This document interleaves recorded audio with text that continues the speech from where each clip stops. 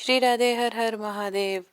इस वर्ष नवरात्रि की अष्टमी मंगलवार के दिन पड़ रही है और मंगलवार का विशेष उपाय लेकर आज हम आपके सामने उपस्थित हैं। यदि कोई आपका पैसा लेकर भाग गया है या आपका पैसा कोई दे ही नहीं रहा है, कहीं से पैसा आने का माध्यम रुक गया है, तो आप नवरात्रि में किए जाने वाला मंगलवार के दिन का यह विशेष उपाय अवश्य कीजिए, क्योंकि अभी मंगलवार के दिन आज अष्टमी का दिन पड़ रहा है और यह उपाय करने का विशेष मौका है। यह उपाय आपके सभी रुके हुए धन के मार्ग खोल देगा। अब इसके लिए आपको करना क्या होगा? पूज्य गुरुदेव की कथा सुनकर बहुत ही सरल माध्यम से आपको समझाने का प्रयास कर रही हूँ और बहुत ही आसान सा उपाय है। बस आप सामान नोट कर लीजिए और यह उपाय आपका यूं ही हो जाएगा। करना क्या है, आपको लेना है पान का पत्ता जो आपको स्क्रीन पर दिखाई दे रहा है। उसके पश्चात आपको लेना है लौंग का एक जोड़ा, पर ध्यान रहे लौंग कहीं से भी खंडित नहीं होनी चाहिए। एक जोड़ा इलायची का और एक बताशा। बताशे के स्थान पर आप गुड़ भी ले सकते हैं। अब इन तीनों चीजों को लेकर पान के पत्ते पर रखकर इस तरह से बीड़ा बना लेना है और बीड़ा बनाकर पहुंच जाना है बाबा हनुमान जी के मंदिर में। यह बीड़ा आपको बाबा हनुमान जी के चरणों में समर्पित कर देना है और वहीं बैठकर आपको कुछ देर भगवान से प्रार्थना करनी है। अब आपके मन में होगा कि यह उपाय आपको किस समय करना है। जी, मंगलवार के दिन, नवरात्रि के मंगलवार के दिन आप यह उपाय प्रातःकाल से लेकर शाम तक किसी भी समय कर सकते हैं। और इस उपाय को करने के लिए किसी के लिए कोई मनाही नहीं है। इसे बच्चे भी कर सकते हैं, पुरुष भी कर सकते हैं और स्त्रियां भी कर सकती हैं। नवरात्रि के मंगलवार को करने वाला यह उपाय आपके धन के मार्ग खोल देगा।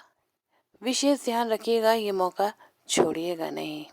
इसके पश्चात बढ़ते हैं अपने दूसरे और विशेष उपाय की ओर, जो नवरात्र की अष्टमी के दिन किया जाने वाला है।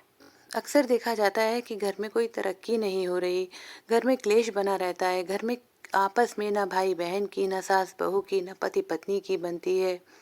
किसी को भेजो सुनार के पास तो मिलता है वो लुहार के पास। तो कहने का सीधा सीधा तात्पर्य यह है कि आपके कुलदेव या कुलदेवी कहीं आपसे रुष्ट तो नहीं है, उनका सुरक्षा चक्र आपसे हट तो नहीं चुका। अगर हम नवरात्रि के दिनों में सभी देवताओं का पूजन करते हैं, बहुत अच्छी बात है, पर साथ ही साथ हमें अपनी कुल देवी की आराधना अवश्य करनी चाहिए। पूज्य गुरुदेव बताते हैं कि माता पार्वती के रूपों में ही हमारी कुलदेवी का रूप होता है। के दिनों में हमें अपनी कुलदेवी का विशेष ध्यान रखना चाहिए। यदि आपने अभी तक अपनी कुलदेवी के नाम से कोई दिया नहीं जलाया, कोई पूजन नहीं किया, तो नवरात्रि की अष्टमी एक विशेष दिन है। आपसे निवेदन है कि आप अपने घर के बुजुर्गों से, चाचा ताऊ बुआ, इन लोगों से जानने की कोशिश कीजिए कि आपकी कुलदेवी कौन है। नहीं तो पूज्य गुरुदेव बताते हैं कि जिन्हें अपनी कुलदेवी और कुलदेवता का नाम नहीं पता होता, वो भोलेनाथ और माता पार्वती को ही अपना कुल देवता और कुल देवी मानकर पूजा कर सकते हैं और आपको पूर्ण फल प्राप्त होगा। नवरात्रि की अष्टमी कुल देवी साधना का एक विशेष दिन है। इस दिन शाम के समय आपको क्या करना है? बहुत ही सरल सा उपाय है, इसे अवश्य कीजिए और अपनी कुलदेवी के नाम का जयकारा कमेंट बॉक्स में जरूर लगाइए, जिससे माता कुलदेवी को भी याद रहे कि आपने उन्हें याद किया है। अब आपको करना क्या है? शाम के समय आपको खीर बनानी है। आप जहाँ पर पूजा करते हैं वहाँ पर आपको एक घी का दीपक प्रज्वलित करना है। ध्यान रहे यह दीपक लंबी बाती का होना चाहिए। उसके पश्चात आपको शाम के समय थोड़ी सी खीर बनानी है चावल की। आपको कपूर और जो गोबर के कंडे का उपला होता है उसे रखकर थोड़ी सी अग्यारी पर 9 बार खीर की आहुति देनी है।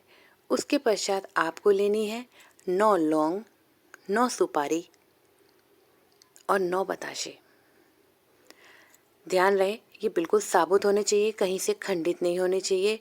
और ओम कुल दैव्ये नमः स्क्रीन पे आपका मंत्र आ रहा है। इस मंत्र को पढ़ते हुए 9 बार अपनी कुलदेवी के नाम की आहुति अवश्य दें। अष्टमी के दिन किया गया यह विशेष उपाय आपकी कुलदेवी को प्रसन्न करेगा और आपके भाग्य के द्वार खोल देगा। यदि ये उपाय पसंद आए हों और इसी प्रकार की जानकारी के लिए हमारे चैनल को सब्सक्राइब और वीडियो को लाइक अवश्य करें। कमेंट बॉक्स में आज जय माँ कुलदेवी लिखना बिल्कुल ना भूलें। श्री राधे। हर हर महादेव।